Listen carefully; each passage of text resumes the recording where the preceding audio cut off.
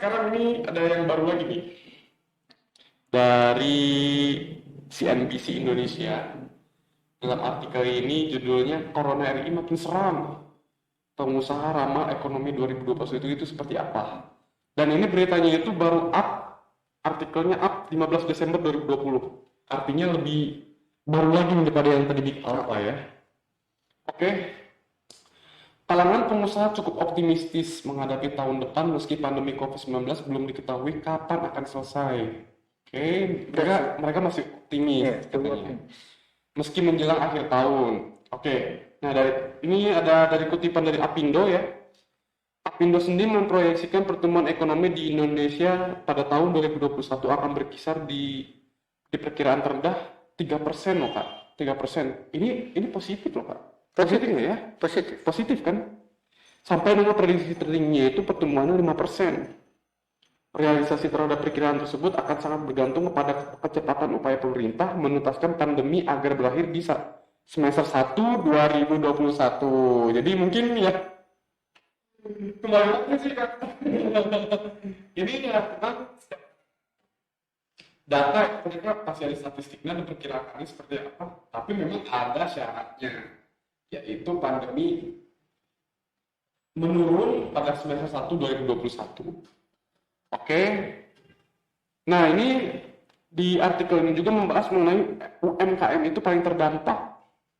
Pemerintah mencatat sebanyak 82,9 pelaku usaha mikro kecil dan menengah di Indonesia terganggu kegiatan usahanya karena dampak COVID-19. Hanya sekitar 5,9% UMKM yang pertumbuhannya positif. Oh, ini menarik nih Kak. Mungkin di ini kalau bisa contohnya seperti apa sih nih UMKM yang bisa tumbuh positif itu seperti apa mungkin? Berbagi sedikit atau nanti aja atau saya selesaiin dulu. Nggak apa-apa. Ya, maksudnya secara kesimpulan sebenarnya dari situ. Kalau baca ke bawah itu kan penjelasan dari yang 82,9% yang negatif, terus sama yang positif. Data lebih detail lah ya. Tapi kalau kita bisa lihat di sini kan sebagian besar turun, tapi ada sebagian kecil yang malah bisa naik. Ya masih bisa kaisap. Itu kalau kita bisa lihat itu dari model bisnis gitu. Model bisnis. Itu cuma tergantung model bisnis kalau menurut saya sih. Dan juga industrinya di mana. Jadi gini, kalau memang industrinya aman dan malah naik, dia naik mau model bisnisnya jelek pun. Contoh kayak kemarin, khusus buat ya mungkin sektor real di makanan, produksi makanan misalnya, tapi sektor realnya ya, yang jualan sayur, yang jualan berasnya, karena orang harus di rumah aja, berarti kan mereka masak sendiri. Nah, industri itu naik. Jadi semua UMKM yang terlibat di sana naik. Bahan baku mungkin sembako naik ya pasti. Terus juga industri-industri yang misalnya dia UMKM tapi dia geraknya di bidang pariwisata, udah goodbye. Ya kan, dan banyak industri yang kena gitu. UMKM dengan industri yang kena goodbye. Nah, yang menarik tuh yang setengah-setengah tuh kayak fashion sama makanan.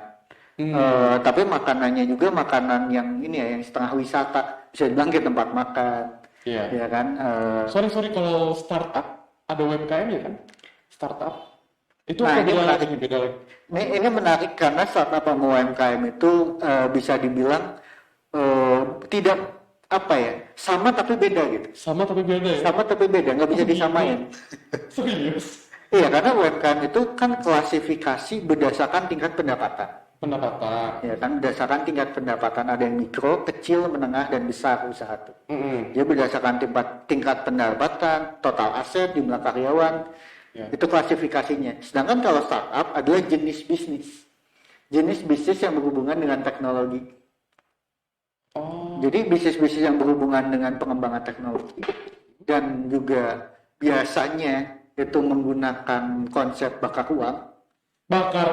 Ya, itu sederhananya kita bisa bahas lebih detail, tapi dengan konsep fokus ke investment sama plan long term plan. Dan investment dari awal, dan kadang nyari dan kadang nggak perlu untung, memang tujuannya adalah mendatangkan investasi sebanyak-banyaknya.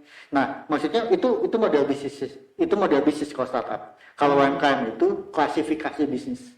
Oh, jadi dua dua apa ya? Dua aspek yang berbeda. Dua aspek yang berbeda. Oh, iya, oke. Startup ada yang levelnya masih UMKM. Iya kan? Iya, benar. Startup bahkan ada yang levelnya masih belum mulai. Karena kalau startup itu kadang sebelum starting itu panjang deh. Persiapan IT-nya, persiapan secara planning segala macam. Tapi begitu mulai langsung gede bisa gitu. Yeah. Jadi kayak itu cara menjalankan bisnis startup itu sekarang tuh. Kok lebih ke sana. Sedangkan kalau UMKM kita bicara klasifikasi. Oke. Tapi ini menarik juga nih Kak. Kan startup ini adalah mungkin jenis bisnis ya tadi yang seperti Kak Bayu bilang yang mungkin secara media bisnis dan mobilitas bisnisnya itu menerapkan teknologi ya dalam mobilitasnya. Iya. Apakah ada startup yang terdampak juga dengan adanya COVID-19 ini?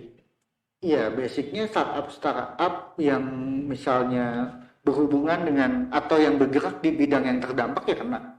Contohnya Traveloka misalnya. Traveloka kan bermain di industri pariwisata. Tapi mungkin kalau misalnya kena sih.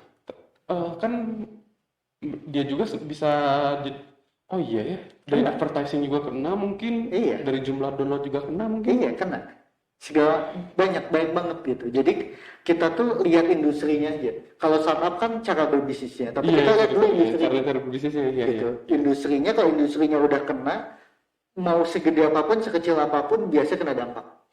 Oh, oke. Tapi kalau misalnya bisnisnya besar dan punya cash yang besar atau organisasi yang besar, mungkin dia turnaround-nya lebih cepat karena selama ini kita model bisnis coba main ke sini ganti dengan cara seperti ini. Gitu. Mungkin dia dengan cara seperti ini bisa lebih survive misalnya. Iya kan? Kabarnya gimana ya? Ya, sekarang masalahnya saya juga belum riset tentang itu. Jadi ini cuma pendapat aja. Tapi kalau mungkin nanti habis ini kita bisa kita bahas ya. Bisa kita bahas. Tapi ini secara logika saja ya. Secara logika saya pertama industrinya dulu nih kita cek. Ada yang industri yang malah naik, sebagian kecil kayak industri kesehatan aja. Punya toko obat misalnya naik lah. Iya. Kan jualan apotek atau kan apotek misalnya gitu. Benar. Jadi industrinya dulu nih, industrinya survive atau terdampak. Kalau terdampak udah is dead.